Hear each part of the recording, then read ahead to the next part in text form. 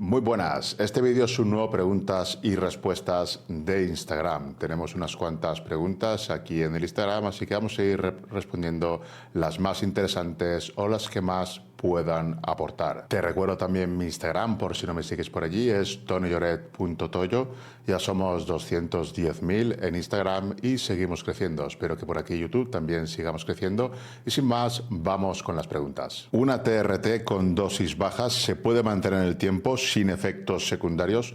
Una TRT se debería poder mantener en el tiempo porque precisamente es un tratamiento crónico, así que si se hace correctamente se tiene que poder mantener el tiempo porque, como digo, es crónico. Evidentemente hay que hacer sus respectivos controles, ver que todo esté bien, el hematocrito, la hemoglobina, el colesterol, ver que todo continúa yendo bien, y si es una TRT real no debería tener efectos secundarios, aunque poder puede tenerlos. ¿Qué sustancias auxiliares debo tener para hacer un ciclo de 300 de testo y 300 de masterón? Esto siempre se debe de individualizar. Por norma general, la sobreactivación del sistema adrenal-angiotensina-aldosterona se va a dar, por lo tanto, será interesante un IEK o un ARA2. Pero, como digo, siempre hay que individualizar. Si la persona, al meter un ARA2, por ejemplo, le baja en exceso la tensión, probablemente para esa persona no sea necesario. Pero siempre es recomendante, como digo, ese bloqueo o esa inhibición de la conversión a angiotensina 2.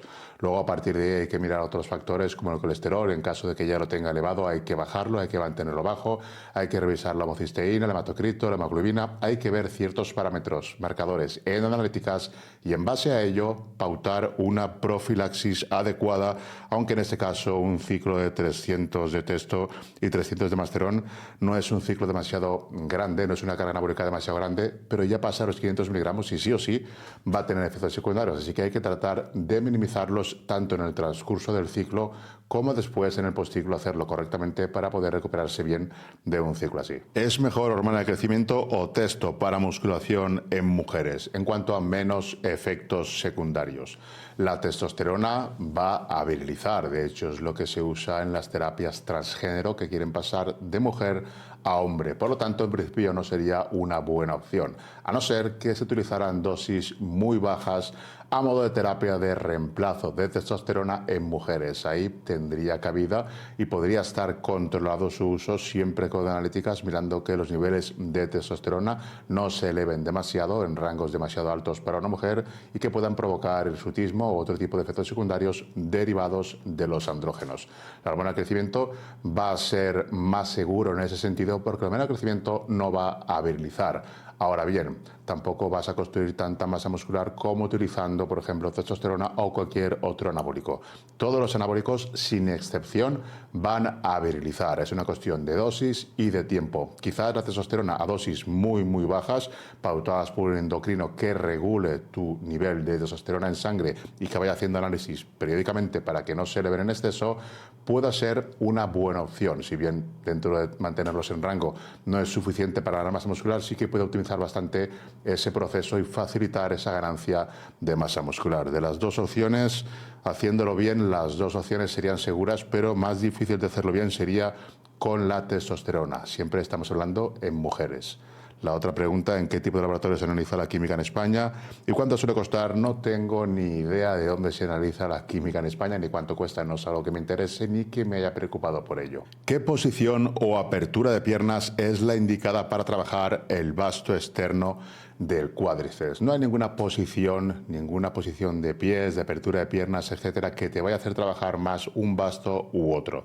La única manera que sí ha visto que sí se puede aislar, bueno, no tanto como aislar, pero sí enfatizar más uno de los dos bastos, es realizando repeticiones excéntricas muy lentas. Hay un estudio en el que se demuestra esto, que con unas excéntricas más lentas se trabaja más un basto que el otro, y con las concéntricas se trabaja más otro. Estos estudios los desgrano y explico en el club. En mi academia explico esos dos estudios y es la única manera que sí ha visto que sí se puede enfatizar un basto u otro. Nada de girar los pies en unas extensiones, esto no sirve para nada. Lo único que se ha visto que sí que puede enfatizar un vasto u otro, es lo que estoy comentando. Además, he visto en estudios, los explico en el club, y tampoco es una cosa que vaya a dar un cambio significativo, pero sí, efectivamente, se nota más el trabajo en un vasto que en otro. ¿Qué me recomiendas aparte de fisioterapia para la epicondilitis? Muchas gracias. Pues realmente no lo sé. Se ha visto que la restricción del flujo sanguíneo sí que puede ayudar a mejorar las lesiones en el codo de epicondilitis, y de hecho muchas personas obtienen mejoras gracias a ese entrenamiento. Es cuestión de probarlo. Yo desde luego lo recomendaría. Recomendaría el entreno de restricción del flujo sanguíneo para tratar ese tipo de lesiones. Hay una mejor recuperación, se ha visto. Empiezo CLEN el lunes. ¿Cuánto tiempo puedo tomar y a qué dosis? Realmente no es una cuestión de cuánto tiempo puedo tomarlo, es una cuestión de que el tiempo que le estés tomando te está produciendo daños o te puede provocar daños, y luego la dosis lo mismo. Cuanto más alta sea esa dosis, más daño te va a generar. Entonces la recomendación principal es no tomarlo. Luego, si lo vas a tomar, el menor tiempo posible y a la menor dosis posible. Y a partir de ahí, pues saber exactamente cómo funciona el clenbuterol y saber los pros, los contras, conocerlo en detalle. Yo, por ejemplo, todo esto lo explico en la Biblia del clenbuterol. Ahí hablo del clenbuterol, qué dosis son las más adecuadas, las que menos daño producen, cómo tratar de reducir ese daño, también alternativas para el clenbuterol para no tener que aumentar la dosis, para usar una dosis muy baja y combinarlas con suplementos. Se puede combinar, por ejemplo, con sinefrina, se puede añadir cafeína, se puede añadir L-tirosina, se puede añadir el GCG, extracto de té verde, se puede añadir yohimbina, esto ya con cuidado. La yohimbina interactuaría con los receptores alfa, mientras que el clenbuterol lo hace con los receptores beta. Todo esto hay que saber hacerlo y tener mucho cuidado, porque no son cosas que se pueden hacer a la ligera. Ya digo que lo explico en el club y más concretamente en la Biblia del clenbuterol. ¿Cuánto tiempo entrenaste con sustancias? Yo entrené con sustancias desde mediados del 2012 hasta mediados del 2019. Luego ya pasé a una TRT. Empecé haciendo ciclo y postciclo durante 2 años completos. Estaba con preparador, ciclo, postciclo. Luego por mi cuenta, ciclo, TRT, unos 2 años más, y luego unos 3 años ciclo continuo, que fue cuando empecé a competir. Yo empecé a competir en octubre de 2015, y desde octubre de 2015 hasta junio hasta bastante más, octubre de 2015 hasta aproximadamente al 2019 estuve con un ciclo continuo. En el 2018, que ya dejé de competir porque estaba a la espera de la operación, ya empecé a hacer descansos, intentaba hacer un ciclo, pero no tenía sentido que intentara crecer porque yo tenía que esperar a la operación de hernia umbilical. Entonces ahí estaba más tiempo en TRT que en ciclo. Yo digo que intentaba hacer un ciclo, estaba 2 semanas y como no tenía sentido ni definir ni crecer, pesaba 135 kilos, me mantenía en ese peso y fui bajando poco a poco para el tema de la operación. Me dejé el culturismo por eso, por el tema de la operación, que luego el COVID se retrasó mucho más. La primera salió mal, después tuvieron que hacer otra operación, que en el COVID se retrasó varios años, me operaron ya después de muchos años, ya no tenía ninguna ganas de volver al tema de las competiciones y por eso básicamente me retiré. El tiempo de uso aproximado fueron unos 7 años, de forma ininterrumpida al principio y de forma continua después al final, cuando empecé a competir. 1,70, 87 kilos, 64 kilos de masa muscular y un 21% de grasa. 1 mililitro de testo con ese nivel de grasa puede aromatizar. Puede aromatizar, y de hecho hay bastantes papeletas para que aromatice, pero eso va a depender siempre del sujeto, de la persona, va a depender de tú, cómo respondes a la testosterona, pero podría ser que aromatizaras, y de hecho con un porcentaje de grasa elevado no sería recomendable tomar no ya solo testosterona, sino cualquier andrógeno, y especialmente los que aromaticen, porque podría aromatizar. Ecdisterona, opinión de un experto, gracias. Pues la ecdisterona he hablado de ella largo y tendido en el club. Hemos analizado todos los estudios que hay, tanto en animales como en humanos, incluidos los famosos estudios rusos o lo que se ve por ellos y se encuentra por ellos en Internet, que es básicamente absolutamente nada y cosas muy dispares que tienen la pinta de ser falsas muy, muy grandes. Entonces la opinión así rápida es que no funciona en las dosis que se recomienda y que probablemente en dosis mucho más altas de las que se suelen recomendar, y hablo de mucho más altas, prácticamente 1 gramo, puede que funcionen. Es una cosa que yo personalmente no tomaría porque dosis altas en humanos todavía no está investigada, se está investigando ya y hay algún estudio que está en proceso. Creo que tiene una fase 2 que son con 600 miligramos o algo así. Hay algunos efectos secundarios, pero vamos, es un suplemento o sustancia que yo personalmente no usaría por eso, por lo que digo, no está todavía demostrado en humanos que funcione. A dosis bajas garantizado que no funciona. Y a dosis altas no se sabe, probablemente sí, pero si funciona también va a tener efectos adversos. Así que mucho ojo con ellos. De hecho, en animales sí que los tiene. En animales hay crecimiento de hígado, crecimiento de riñones. En animales les ponen dosis muy altas y ocurre de todo y ninguna cosa buena. Bueno, sí, también crece el músculo, pero vamos, a consta de muchos daños y muchos efectos secundarios. Me gustaría saber suplementos para perder grasa en mujeres. Los mismos suplementos que para perder grasa en hombres, es decir, cafeína, sinefrina, EGCG, extracto de té verde, puede usar también L-tirosina y probablemente el más potente sea la yohimbina. La yohimbina interactúa con los receptores alfa y los receptores alfa son los encargados de liberar los triglicéridos de grasa a la sangre. Las mujeres tienen más receptores alfa en algunas zonas, por ejemplo en las piernas, en los glúteos, cartucheras, tienen más receptores alfa y por eso les cuesta más perder la grasa. Probablemente la yohimbina funciona mejor en las mujeres precisamente por eso. Hay que tener en cuenta que la yohimbina ayuda a liberar la sangre del torrente sanguíneo, pero si no se está haciendo ejercicio, si no se está haciendo cardio en esos momentos, entonces no sirve de nada porque esos triglicéridos de grasa vuelven a acumularse en otro adipocito. Se tiene que aprovechar que estés haciendo cardio para oxidarlos. Es así como funciona la yohimbina. Comentar de la yohimbina que no es legal en Europa, pero se puede conseguir de tiendas de fuera de la Unión Europea, tiendas de Inglaterra o tiendas de Estados Unidos, donde se puede comprar sin problema. La yohimbina es un alcaloide como la cafeína, pero es mucho más fuerte en algunas personas que la cafeína. Es decir, que en algunas personas tiene un efecto muy grande en cuanto a excitación, en cuanto a sobreactivación, en cuanto a pulsaciones. Entonces hay que tener mucho cuidado con la yohimbina y empezar con dosis muy bajas, informarse bien de a qué dosis se tiene que usar y en caso de que no seas tolerante de la yohimbina, no usarla. Hay personas que pueden tomar dosis bastante altas y no tienen ningún problema y otras personas que a muy pocas dosis ya tienen demasiada aceleración del pulso, del ritmo cardíaco y no es interesante si eres de ese tipo de personas. Asesoramiento de la oxandrolona. Asesoramiento tengo de todo en el servicio de consultorías que voy a dejar aquí en YouTube, en el comentario fijado, el enlace al servicio de consultorías. Y en cuanto al tema de la oxandrolona, tienes la guía de la oxandrolona que está a la venta en tonolloret.club, en lo que son cursos y demás, o también está dentro del club Tono Lloret, ahí también la tienes.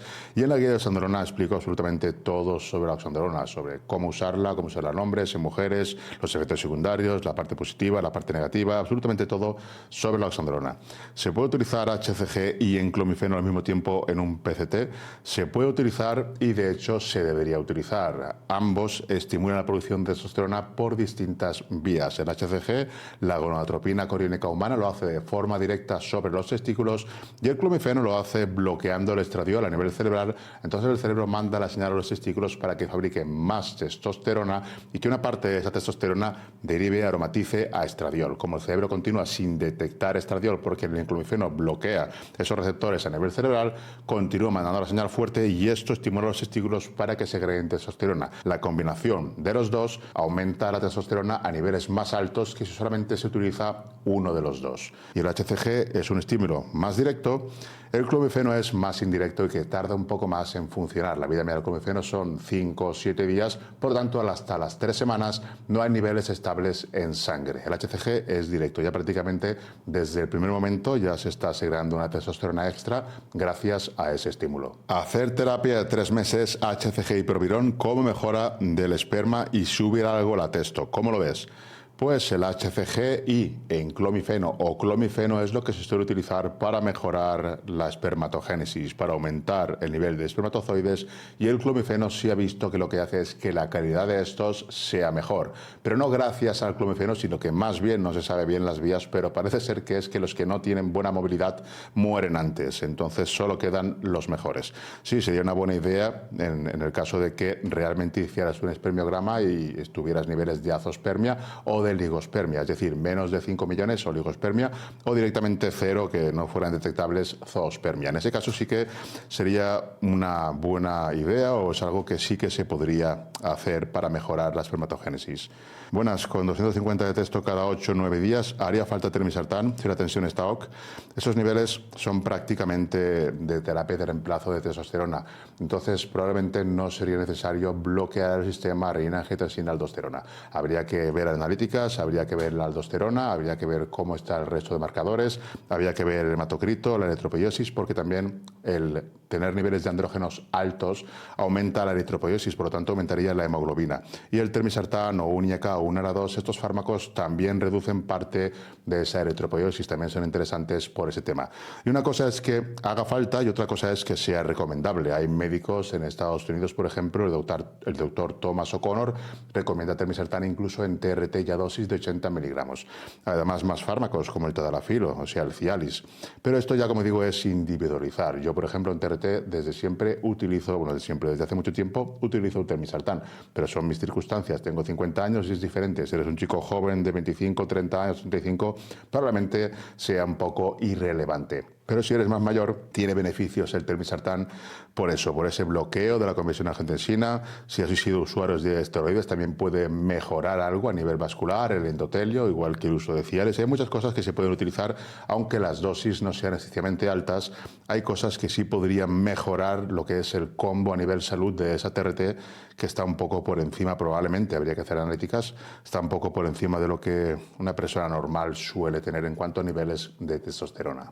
Ciclo de testo OXA primo, ¿cómo lo ves sin nombrar cantidades? Solo el conjunto de fármacos. Un ciclo de derivados de la DHT sin testosterona, pues no lo veo bien porque vas a quedar sin testosterona y también sin estradiol y por lo tanto vas a tener varios problemas a nivel de líbido, a nivel de erecciones, a nivel de cansancio, o sea, estás en hipogonadismo, no tienes testosterona.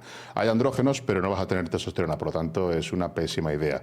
Siempre hay que utilizar una base al menos de testosterona y en caso de no utilizar testosterona, pues una base al menos de estrógenos, algo que te ayude a la producción de estrógenos para no quedar a cero.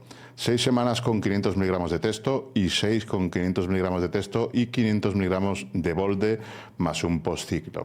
Pues muy bien, es una opción como cualquier otra. Yo es una cosa que no haría desde luego, pero ahí cada uno para gustos colores. ¿Cuánto tiempo puedo hacer un TRT usando 1 centímetro cada 25 o 30 días? 1 centímetro imagino que será 1 mililitro y suponiendo que es cipionato o enantato serían 250 miligramos normalmente, así que será por debajo de lo que necesita según una TRT. Una TRT así sería 250 miligramos aproximadamente cada 2 semanas. De todas maneras tienes que investigar un poco más, tienes que leer, tienes que conseguir ayuda porque no sé muy bien a qué te refieres o probablemente el que no sepa muy bien lo que está haciendo eres tú. Así que hay que informarse más, leer más. ¿Qué principales valores debes mirar en una analítica de un usuario de asteroides? Debes mirar todo, todo tienes que mirar absolutamente todo. Si quieres saber qué marcadores tienes que mirar y cómo interpretarlos, poniendo en Instagram en cualquiera de mis posts ebook, te mando un enlace para que descargues un ebook gratuito en el que te digo qué marcadores tienes que mirar. Y no solo eso, sino cómo los tienes que tener, ya no para que estén en rango, sino para que estén en el nivel óptimo. En ese ebook está absolutamente todo esto. ¿Qué es lo que tienes que pedir en analíticas y cómo saber si está bien o cuándo comienza a no estar bien y cuándo directamente ya está mal? Voy a dejar el enlace a ese ebook también en el comentario fijado.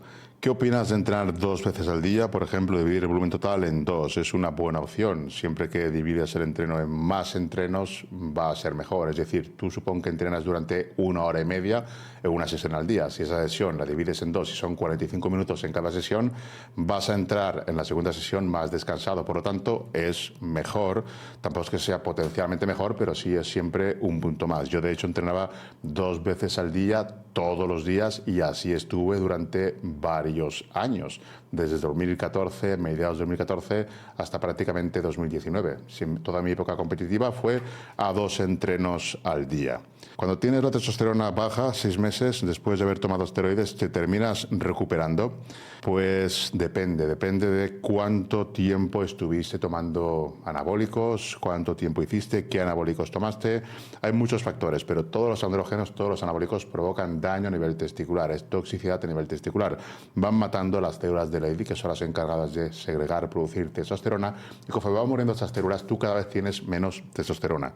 Los niveles son bajos 6 meses después y no usaste ningún derivado de la reducción de menor testosterona, que esos metabolitos tardan mucho más en aclararse, por ejemplo, nandrolona, trestolona o trembolona. Si no utilizaste ninguno de estos y estás 6 meses todavía con niveles bajos, es posible que no te recuperes. ¿Qué pasará? Pues no lo sé porque no soy adivino. Puedes intentar hacer otro postciclo y ver si reaccionan los testículos y segregan más testosterona, pero si llevas muchos años usando andrógenos, lo más normal es que no haya recuperación posible y ya haya que pasar a una TRT. De todos modos, si usaste algún derivado de la 19 menor testosterona, sí que deberías de esperar un poco más y hacer otro postciclo, porque los metabolitos tardan 6 meses aproximadamente y mientras haya metabolitos no va a haber una recuperación completa. ¿Cómo se miden correctamente los pliegues en la zona abdominal? En la zona abdominal tienes dos pliegues, el pliegue al lado del abdomen y el pliegue suprailíaco. Si pones en internet cómo medir los pliegues con caliper, te va a salir cómo medir todos los pliegues. Hay fotos, vídeos, en YouTube también lo puedes encontrar con más detalle. Una vez que termino mi primer ciclo, se pierde mucha masa muscular de la ganada, se pierde sobre todo agua, se pierde agua, retención, la masa muscular real, tejido contráctil real. Si tú mantienes tus niveles hormonales altos, tus niveles de testosterona altos, no tienes por qué perder mucha masa muscular real. Lo que sí que vas a perder es tamaño, sobre todo por esa agua. Los anabólicos, los andrógenos hacen que retengas mucha más agua intramuscular y también aumentan la captación de glucosa, la captación de glucógeno. Por lo tanto, el músculo está más hinchado, más redondo y más lleno. Pero eso no es músculo. El músculo tiene aproximadamente un 20% de proteína contráctil, que eso sí que es músculo real. Y luego tiene 80%, 75% que no es proteína contráctil, que puede ser agua, glucógeno, incluso grasa también. O sea que pierdes todo eso, todo lo que te llena el anabólico. Y luego si evidentemente tus niveles de testosterona bajan demasiado, ahí sí que perderías masa muscular. TRT a los 43 años, llevo 20 entrenando, ¿cómo lo ves? Ando bajo de ánimo y líbido desde hace ya un tiempo. La TRT no depende de la edad. Hay personas con 50, 60 años que tienen testosterona más alta que chavales jóvenes. No depende de la edad, depende de tus niveles de testosterona. Es decir, ahí lo que tienes que hacer es una analítica de testosterona, ver niveles de testosterona, y si realmente están bajo en analíticas, pues entonces ya te puedes plantear la TRT. Esa menos lo que yo haría. No haría una TRT solamente por síntomas como que ande bajo de ánimo y líbido, porque esto puede ser debido a otros muchos factores. Un mal descanso, más estrés, por ejemplo, ya puede influir. Entonces me basaría primero en los niveles de testosterona y a partir de ahí ya podría tomar una buena decisión. Si tomo finasteride para bloquear la dihidrotestosterona por operación capilar, se anula si me meto testosterona. Lo que haces es bloquear la dihidrotestosterona, pero los beneficios de la testosterona los tienes exactamente igual. De hecho, se ha visto en estudios que no hay ninguna diferencia utilizando finasteride o no utilizando. Parece ser que en la pérdida de grasa sí podría interferir un poco ese bloqueo de la dihidrotestosterona, pero no está del todo claro. O sea que por norma general no va a haber ninguna diferencia. Evidentemente la hay sobre el papel, pero a nivel que se pueda notar no habría diferencia. ¿Por cuántos días seguidos es bueno tomar Cialis para entrenar? Los que quieras. Realmente lo que no tiene sentido para mí, lo que no haría ni recomendaría, es tomar Cialis preentreno. Hice un reel hablando del Cialis preentreno, que efectivamente puede funcionar, mejores bombeos y demás, pero no tiene mucho sentido tomar Cialis para eso. Por ejemplo, si entrenaras con restricción del flujo sanguíneo, te aseguro que los bombeos serían mucho más exagerados que con el Cialis. Eso no quiere decir que no sea interesante para otras cosas, el Cialis, el Tadalafil. Por ejemplo, aquí la siguiente pregunta: ¿Tadalafil como terapia tiene beneficios como terapia o durante una terapia, que es diferente? El Tadalafil tiene una gran cantidad de beneficios. La función principal sería mejorar las erecciones, pero ya en dosis de solamente 5 miligramos se ha visto que es muy bueno para reducir los síntomas de la hiperplasia benigna de próstata, algo que puede exacerbar los andrógenos. Además, es en cierto grado hipotensivo, por lo tanto va a relajar los vasos, va a mejorar ese flujo flujo sanguíneo, también ejerce cierta protección a nivel cardiovascular, y a nivel vascular lo que hace es mejorar el endotelio, reparar parte del endotelio, mejorar esa flexibilidad y quitar parte de rigidez arterial, que es lo que hacen los andrógenos con esa inflamación crónica y ese estrés oxidativo que tanto hacen los andrógenos. Son de los problemas que tiene. ¿Cuál es el mejor momento para tomar creatina y dosis? Es indiferente. Cuando mejor te venga, podrías tomarla. No es necesario que sea en un momento puntual. A mí, por ejemplo, me gusta o antes del entreno o después, pero realmente lo importante es que la tomes y que la creatina pues se vaya cargando. 500 unidades al día, día sí, día no, de HCG intra y postciclo. ¿Es correcto? Podría serlo dependiendo de tus objetivos. Si quieres mantener, por ejemplo, una función testicular, testosterona intratesticular, que es lo que haría el HCG, sería un buen protocolo. Esto también evitaría en parte esa muerte de las células porque estás haciendo que los testículos sigan trabajando. Esto lo explico en el club con varios estudios que hay al respecto y muestro exactamente los porcentajes que se mantienen de actividad intratesticular dependiendo del uso del HCG, de qué cantidad uses y dependiendo también de la carga de andrógenos que estés utilizando. Todo esto hay estudios y se pueden revisar. De hecho, como digo, los explico en el club. Usando 200 de propionaro semanal, prácticamente a 0 HC, a 0 hidratos de carbonos y la glucosa por la mañana 110-130. ¿Qué hacer? Pues bueno, de momento ya puedes empezar a pensar que los carbohidratos no son el culpable de la resistencia a la insulina, sino que entran más factores. A partir de ahí podrías cambiar de glucómetro, porque muchas veces dan las mediciones que les da la gana, y hacer analíticas reales de un perfil metabólico. Es decir, podrías pedir la glucosa en ayunas, la hemoglobina glicosilada, el HOMA-IR, que eso te va a dar exactamente en qué nivel estás de sensibilidad o de resistencia a la insulina en el momento exacto. También el HOMA-beta, que te va a decir las células del páncreas que tienes, que quedan, que están funcionando. Eso también sería interesante y por supuesto también la insulina. Y ya con todos esos datos ya puedes hacerte una idea muy buena de cómo estás a nivel metabólico. Entonces a partir de ahí pues ya en caso de que hubiera que medicar pues se medicaría con metformina, pero no antes sin hacer esta analítica que te comento porque ya tendrías un panel metabólico completo. ¿Cómo interpretar todo eso? También está en el club, en la libreta de insulina, explico cómo interpretar todos esos marcadores para sacar conclusiones porque uno solo no sirve, tienes que tener todos y con ellos puedes tener una idea mejor de cómo estás a nivel metabólico. ¿Cuánto tiempo se debe tomar el clomifeno después de un ciclo? Y si se puede combinar con HCG, esta ya la resolví antes, sí se puede, sí, y se debería. Miligramos de telmisartán utilizarías en un ciclo para personas sin problemas de tensión. Siempre hay que individualizar. También depende de la carga anabólica que use esa persona en el ciclo y también depende de cómo le afecte, si es que le afecta a nivel hipotensivo el telmisartán, que no siempre tiene que afectar. De hecho, hay muchos estudios que se emplea el telmisartán en personas enfermos de nefropatía diabética y no tiene absolutamente ninguna influencia en lo que es la tensión. De hecho, es el menos hipotensivo el telmisartán, pero sí cumple bien con ese bloqueo de angiotensinados.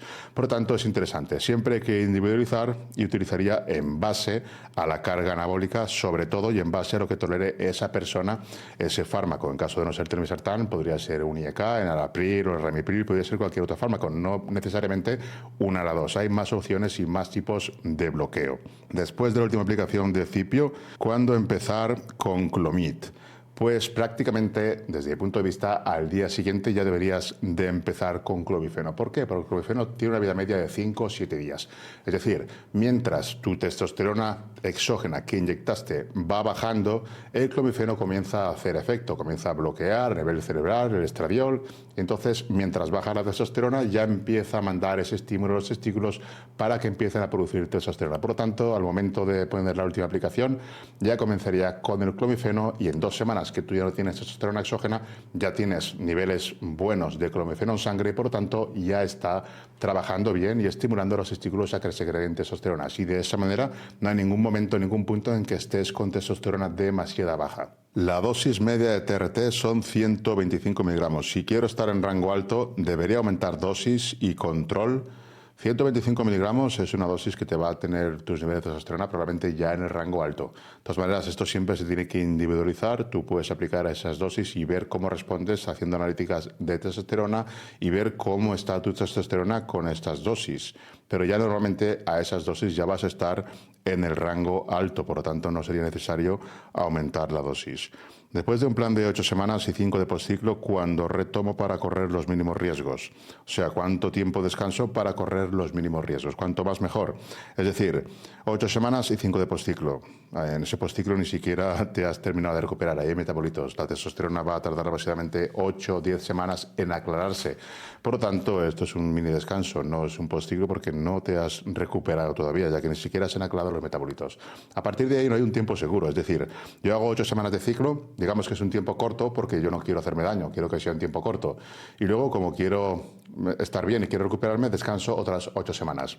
No funciona así, es decir, el tiempo que tú has estado en ciclo, esas 8 semanas te han causado un daño, que dependerá de la dosis que hayas usado.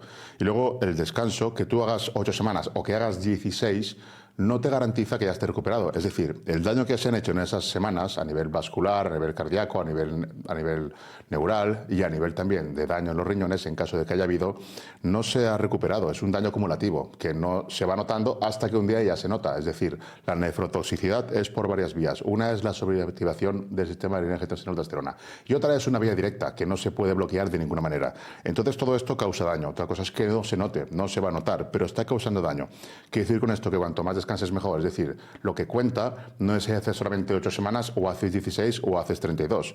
Alguien que hace un ciclo de 32 semanas es el mismo daño que alguien que en 4 años hace 4 ciclos de 8 semanas. Es el mismo daño. No es que el que hace en 4 años 4 ciclos porque descansa más tiene menos daño, sino que prácticamente es una cuestión de dosis de tiempo. Todo el tiempo que tú estés usando es tiempo acumulativo que se hace daño y el tiempo que estés sin usar pues es tiempo que descansas, pero no te recuperas del daño que ya has generado a nivel testicular, a nivel neural, a nivel cardíaco, a todos los niveles. Estos son los efectos secundarios serios. El que te salga acné, te caiga el pelo o no tengas líbido son efectos secundarios que no tienen demasiado sentido. No son efectos secundarios de los cuales te tengas que preocupar porque esos sí que son reversibles. El daño que se va a generar en los tejidos y en los órganos, eso no es reversible. ¿Cuánto descansar? Cuanto más mejor. Y no hay manera de hacerlo de forma segura. Se puede utilizar dosis bajas para que haya menos daño y utilizar protección, profilaxis, toda la que puedas para que haya menos daño. Pero el daño se va a generar igualmente. Esto es lo que mucha gente no entiende, que no es cuestión de que como hago 8 semanas ya me voy a recuperar si descanso otras 8. No funciona así, ojalá. Así todos estaríamos siempre sanos y siempre ciclando. Hago 8 semanas, descanso 16, no me va a pasar nada. Pues toda la vida ciclando, pero es que no funciona así. Efectos de la bolderona en mujeres.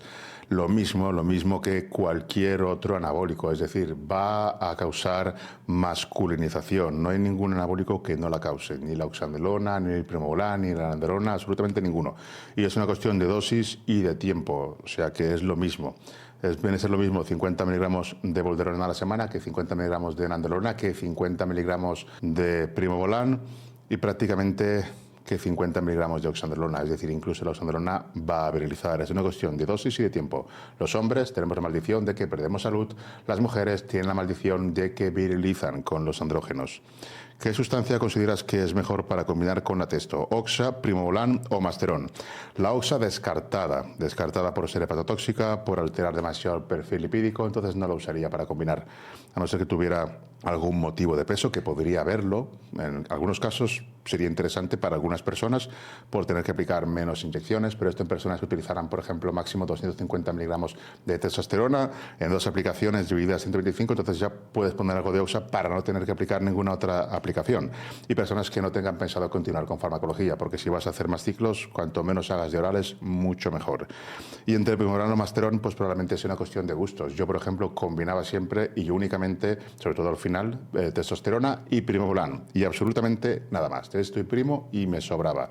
Cantidades las que yo necesitaba, que siempre fueron las mismas, y con eso puedes conseguir pues lo que puedes conseguir realmente con cualquier combinación, pero lo que importa no son los anabólicos que uses, sino la carga anabólica total. Por lo tanto, usa los que menos daño te vayan a hacer. Hoy en día estás en TRT, sí, desde hace bastante tiempo. Ni siquiera intenté hacer un postciclo y recuperarme. Fue dejar la química, dejar de competir y automáticamente en TRT. Dosis recomendable de HCG en ciclo de 9 semanas se incluiría 2 mililitros de testo susta y 2 de primo. El HCG se puede emplear a dosis varias, porque hay estudios a todo tipo de dosis muy altas, en fin. Pero lo más normal y lo que se ve más, digamos, cómodo o más estable serían 500 unidades día sí, día no, en el postciclo junto con clomifeno. ¿Por qué personas en TRT no pueden competir en culturismo natural si están en rangos fisiológicos?